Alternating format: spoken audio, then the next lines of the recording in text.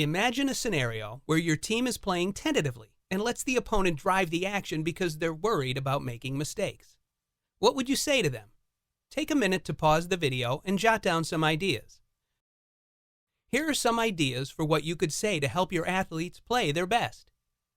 I know we all want to win. As long as you give a great effort and leave it all out on the field, I'll be proud of you no matter what the score. You'll be winners as far as I'm concerned. Focus on the things you can control, like your effort, and don't worry about making mistakes. If we don't worry about mistakes, we will play more confidently and aggressively. Remember to have fun and enjoy the opportunity to compete. Now imagine your team just played a game, and you're all at a local restaurant having a big post-game pizza dinner. What's the one question you'll probably hear from everyone else at the restaurant when they see your players in uniform? Did you win? In this society, we tend to define success in terms of the scoreboard. As coaches, we don't have to teach our athletes to care about this scoreboard definition of success. Even at young ages where no one officially keeps score, everyone still seems to know about the score at the end of a competition. The scoreboard definition of success focuses on results, on making comparisons with others, and on letting athletes know that mistakes are not okay. We aren't out to get rid of the scoreboard kind of success, but you should know that PCA has developed an approach to success that we call the Elm Tree of Mastery. What you're about to learn is based on years of sports psychology research and provides any coach with a means of getting any athlete to improve, sometimes dramatically and rapidly so. Here's the bottom line. Coaches who coach their athletes to pursue mastery get better results on the scoreboard than those who focus solely on the scoreboard. The Elm Tree of Mastery is effort, learning, and letting athletes know that mistakes are okay. To help you remember mastery, you can just think of an elm tree. Let's see how the mastery definition compares to the scoreboard definition of success. The E in ELM stands for effort. The scoreboard definition focuses on results, who won and who lost. The mastery definition focuses on effort. Did I give my best effort? L stands for learning. The scoreboard definition focuses on comparison with others. Am I better than she is? Is he faster than I am? The mastery definition focuses on learning. What can I do now that I couldn't do 2 weeks ago? M stands for mistakes are okay. The scoreboard definition says that mistakes are not okay. Mistakes are terrible. The mastery definition says that mistakes are okay. Learning cannot be maximized without mistakes. What's so great about mastery? When athletes focus on mastery, they work to become the best they can be. They achieve success on the scoreboard as a byproduct of their relentless pursuit of mastery. When you put the Elm Tree of Mastery into effect with your team, you'll soon find out that one good thing leads to another. Mastery puts athletes' focus on things they can control. They can control their effort and whether they continue to learn. When athletes have this feeling of control, they tend to experience less anxiety and more self-confidence. Albert Bandura, a Stanford University psychology professor and a member of PCA's National Advisory Board, has demonstrated with many years of research that when a person has a sense of control and increased self-confidence, he or she tends to work hard and stick to tasks longer. Feeling self-confident, working harder, practicing longer, having more fun. Aren't those all the kinds of traits you'd like to see in your athletes? Assertive play comes when there is no fear of mistakes. The key is for you and everyone on the team to focus on effort. Creating a mastery climate that redefines what it means to be successful will make this happen. Next up, you can download a script for the Elm Tree of Mastery to use with your athletes. What happens when an athlete tries really hard and makes the play? You would probably reward that successful effort, right? After all, it's natural to give your athletes positive reinforcements for good results. What happens when an athlete tries really hard and doesn't make the play? Wise coaches reward the unsuccessful effort to maximize the amount of effort by the entire team. When an athlete tries hard and gives great effort, give positive reinforcement no matter what the outcome. Make sure you give truthful and specific praise about the athlete's effort or what they did well so they understand the reason you are recognizing an unsuccessful outcome. You'll see that athlete put forth even more effort in the future. Opportunities to reinforce unsuccessful effort abound in every sport. Here are some examples of unsuccessful efforts that should still be rewarded. In basketball, a player could set a pick when the dribbler doesn't use it or go for an offhand layup that misses. In hockey, a player tries a new skill in a game, even if the shot misses.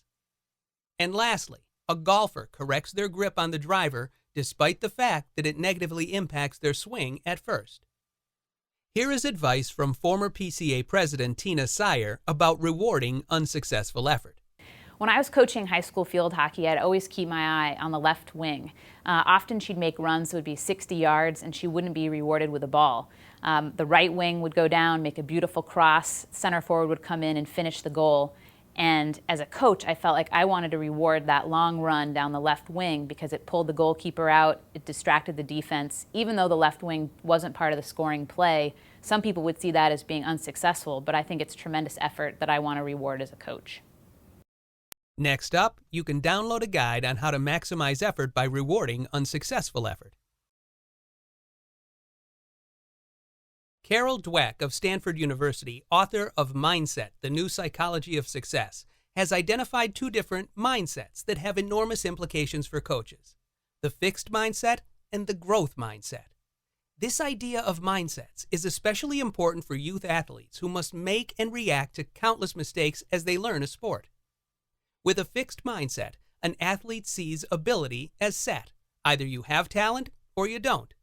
This mindset is a dead end because whether you succeed or not is determined by something totally outside your control.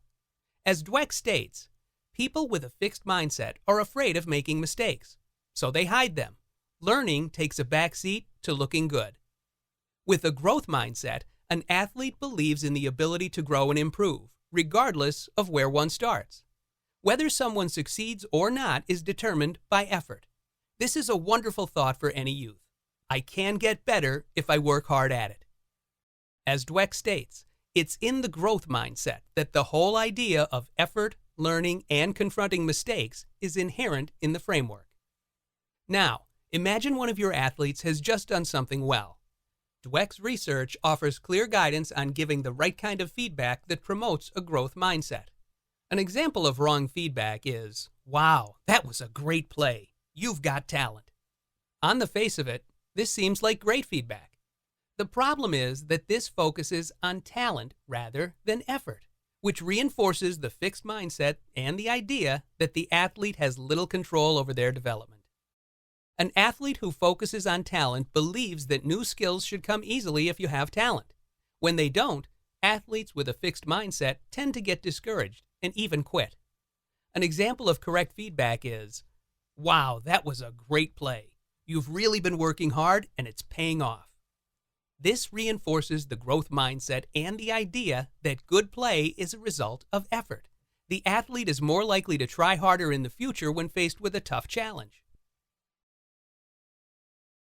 Athletes who make a mistake in public are no longer in the moment and are usually not ready to make the next play. We can help by giving them a tool called the mistake ritual. A mistake ritual is a gesture phrase that individuals use to ward off the fear of making mistakes, so they don't play timidly. A mistake ritual allows athletes to quickly reset and get ready for the next play. A mistake ritual is one of the most powerful tools a double goal coach has because mistakes are what youth athletes worry about most. Reduce fear of making mistakes and more energy will be available to learn and excel at the game. Let's review some ideas for mistake rituals. Flushing is a great mistake ritual for athletes and coaches. When one athlete makes a mistake, the others make the motion of flushing a toilet. A mistake is something we don't want to hold on to, so we flush it, and it's gone. If players roll their eyes or stare at the ground when they make a mistake, replace their reactions with mistake rituals like no sweat by having them wipe their hand across their forehead, or shake it off by shaking their arm to shake off the bad play. Parking mistakes is another example of mistake ritual. During competition, if a player makes a mistake, they can park it until the next practice, when they'll be better able to learn from it. It is often counterproductive for an athlete to analyze mistakes during the game. After this video, you can review a guide on how to flush and park mistakes with a mistake ritual. Here's an example of using a mistake ritual from former professional ice hockey player Claude Julien. Mistakes are part of the game, and you will always have mistakes in games. I think as players, as coaches, we try and minimize those.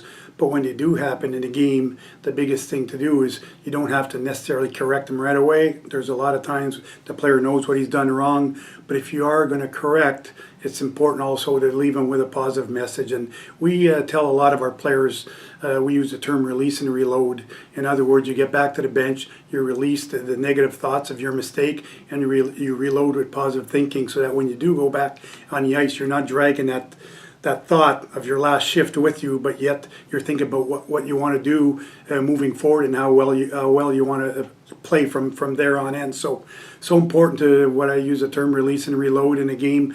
It works for every level, whether it's the NHL or whether it's youth hockey. I think it's a great thing to have in your arsenal as far as being able to adapt to those kind of situations.